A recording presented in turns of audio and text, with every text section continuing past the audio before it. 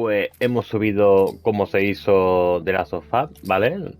Ahora vamos a ir con este último vídeo, que es cómo se hizo el DLC. Ahora sí que bueno, duración 9 minutos, ¿vale? Así que os lo dejo por aquí.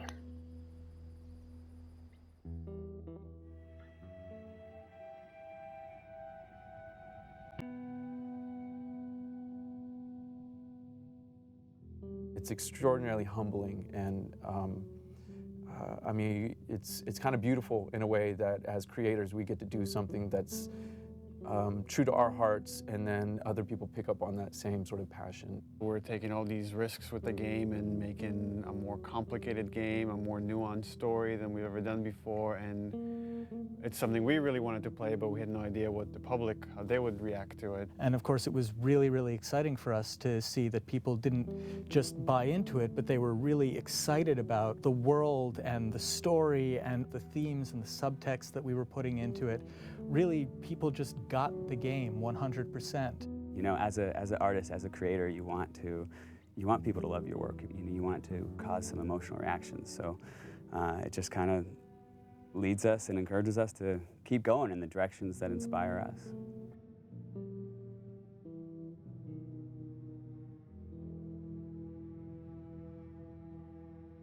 The Last of Us: American Dreams, the graphic novel we released through Dark Horse, co-created by Faith Erin Hicks, the co-writer and amazing artist on that comic book. And it introduces the character of Riley.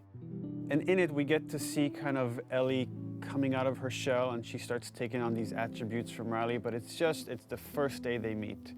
And it became really interesting to us to say, okay, months later, after these two have become best friends, and they've had this falling out, where does that relationship go? In discussing ideas, it's like, what if we got to play through that kind of relationship? What if we saw that relationship?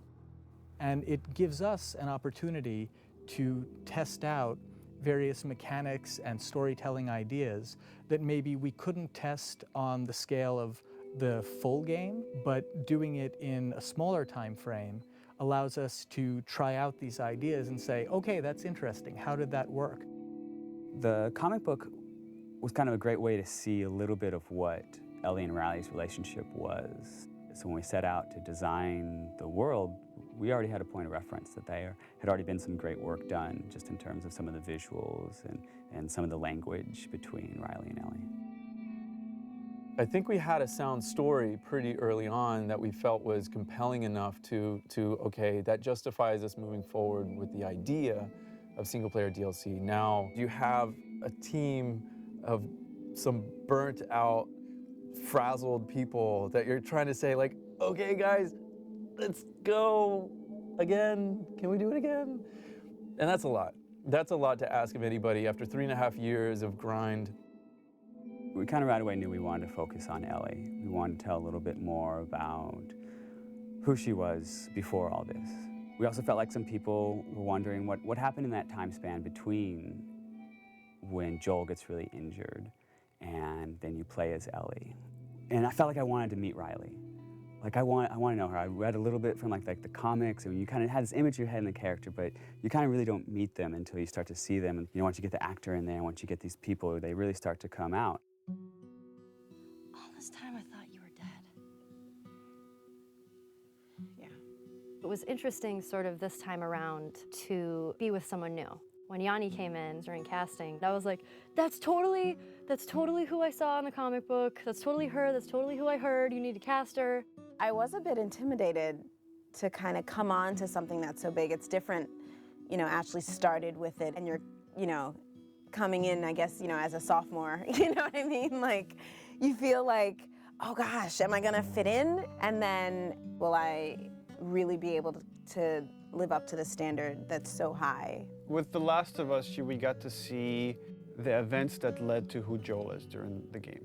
We never get to see that with Ellie. With Ellie, we're picking her up at the outset of the journey. What this DLC really allowed us to do is focus on Ellie's life prior to that journey, and we get to see, she's just a kid ultimately. Despite the journey she's about to go on, you get to see her have fun, and you get to see her playing with her best friend, and you get to see her be romantic with someone.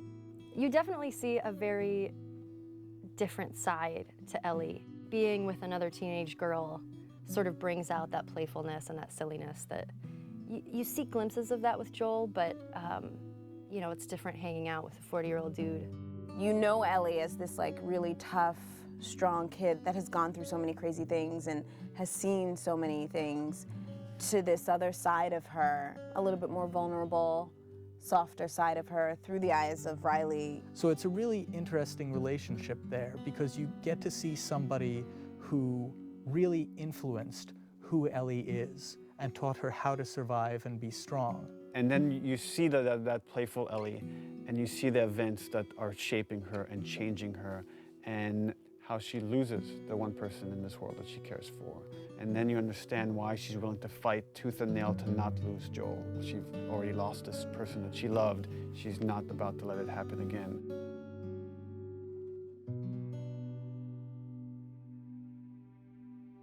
There was a lot of gameplay where we kind of challenge ourselves to say, okay, how do we add tension? How do we add core mechanics to two teenage girls that have snuck out of this military dorm and are being playful at a mall? There are large portions where there is no combat, where we're really focusing on the narrative connection between you and an allied character. What's really important to us is how we parallel the player's emotional experience in the characters and vice versa. We want you to always be feeling the way that the characters are feeling. What the fuck are you looking at? We look at contrast a lot whenever we're trying to create pacing of things. And you know, you can't have your lights without your darks, your highs without your lows. So while we're looking at the Ellie storyline, we also want to contrast that with what's happening in the desperation of Joel.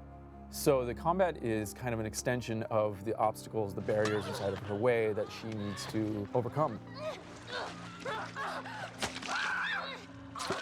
Something new we wanted to do with the combat this time was we introduced David's people, sort of the cannibals in the university.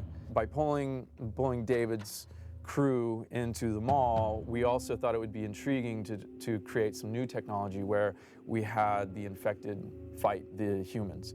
We developed a number of setups, combat setups, during the DLC where the player has the opportunity to pit those two sides against each other. And for us, this was really interesting because this allows you to use one faction as a weapon against the other. Now you're able to use these distractions almost as bait or as lures. So that creates this whole new way to think about a combat space and to think about ways that you move around. But it still drives home that idea that it's a desperate world and you're trying to survive in it. The main themes that we're playing with, I think, are love and loss and, on some level, devotion. What lengths do you go to protect the ones that you care about? If you never know if you're going to die tomorrow, in the next hour, in the next few minutes, every moment spent with those you love is a moment to cherish. The relationship between Ellie and Joel, you know, it dealt with survival, it dealt with loyalty, and ultimately it dealt with love, the love of a parent to a child or a child to a parent. The DLC is not that different. In this world, all you really have are your relationships and your friends. I mean, that becomes everything. And I think that's sort of reiterated in the DLC. One of the great things about Last of Us was how much people related to Ellie and enjoyed Ellie and saw her as this strong character. And here we'll get to see how her time with Riley has become that and something that propelled her to be able to go on this journey with Joel.